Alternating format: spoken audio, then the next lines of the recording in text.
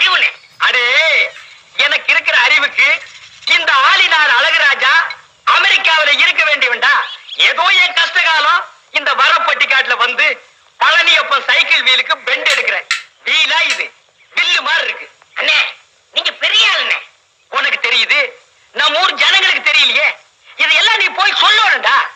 ஆம்பளைங்கிட்ட சொல்லணுங்கிறது முக்கியம் இல்ல, நம்ம ஊர் பொம்பளைங்கிட்ட போய் சொல்லணும். அம்மா, அக்கா, தங்கச்சி, அழகராஜன் ஒரு கெட்டிக்காரரு, பெண்ட் எடுக்கிறதுல வீல் நிமித்துறது ஒரு வல்லவரு, அவர் ஒரு நல்லவரு, இப்படி எல்லாம் போய் சொல்லணும். டேய் நான் ஒரு சிற்பி மாதிரிடா. எப்படி செதுக்கிறேன் பாத்தியா? இந்த ஊர்ல உன்னை யாருமே கிட்ட சேர்த்துக்க மாட்டேங்கிறாங்க. எல்லாம் கிட்ட வந்தா நீ கடிச்சு போடுவேன். அப்படி இருந்து உன்னை ஏன் நான் சேர்த்து வச்சிருக்கேன்? இதையெல்லாம் போய் சொல்ல வேண்டியதான். ஏண்டா பல்லு விளக்கலையா? விளக்கிட்டே. அதான் இப்படி நாருது. என்னைக்காச்சும் ஒரு நாளைக்கு விளக்கனா இப்படித்தான்டா.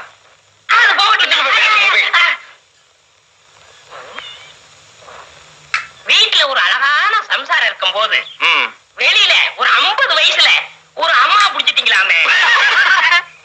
இது உனக்கும் தெரிஞ்சு போச்சா? அடே லவ்ஸுக்கு வயசு வித்தியாசமே கிடையாது.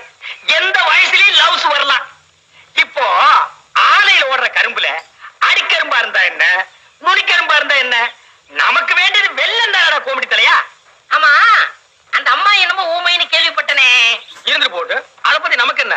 அடே கோழி குருடா இருந்தாலும் குழம்பு ருசியா இருக்குதாங்கிறதா நமக்கு முக்கியம். எப்படி பிடிச்சீங்க? வலை போட்டு பிடிச்சோம். போடா கோமடி தலையா. அடே பழம் பழுக்கலன்னாலும் இந்த ஆளினால் அழகுராஜா புகை போட்டு பழுக்க வச்சிருவான். இதெல்லாம் போய் ஊருக்குள்ள சொல்லு. அதுவும் குறிப்பா அம்மனியக்கா கிட்ட சொல்ற.